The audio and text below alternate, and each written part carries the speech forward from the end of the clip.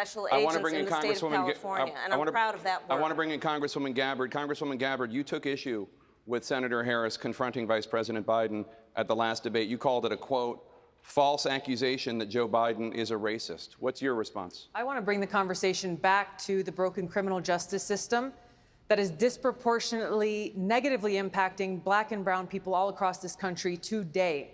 Now, Senator Harris says she's proud of her record as a prosecutor and that she'll be a prosecutor president, but I'm deeply concerned about this record.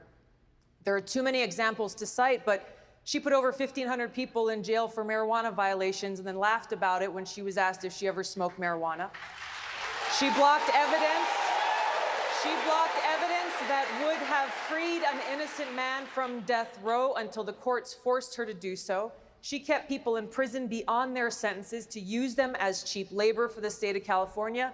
And she fought to keep cash bail system in place that impacts poor people in the worst kind of way. Thank you, Congresswoman. Senator Harris, your response.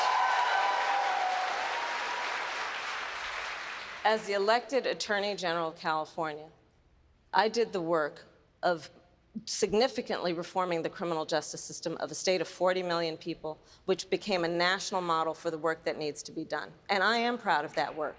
And I am proud of making a decision to not just give fancy speeches or be in a legislative body and give speeches on the floor, but actually doing the work of being in the position to use the power that I had to reform a system that is badly in need of reform.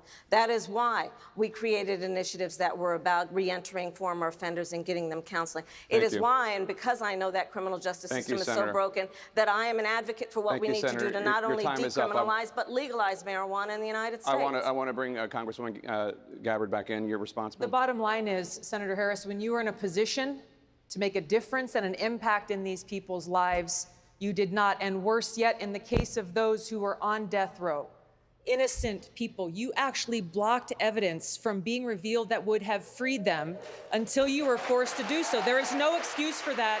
And the people who suffered under your reign as prosecutor, you owe them an apology. Senator Harris. My entire career, I have been personally opposed to the death penalty, and that has never changed. And I dare anybody who is in a position to make that decision, to face the people I have faced, to say, I will not seek the death penalty. That is my background. That is my work. I am proud of it.